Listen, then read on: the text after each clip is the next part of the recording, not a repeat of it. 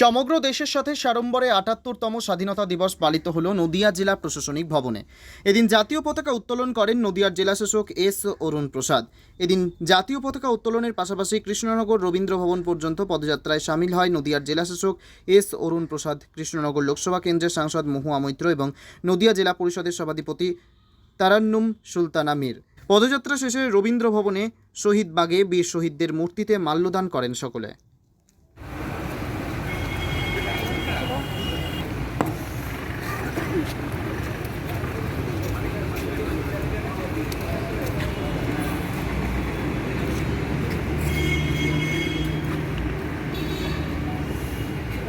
ঘুরে দাঁড়াও, ঘুরে দাঁড়াও এদিকে।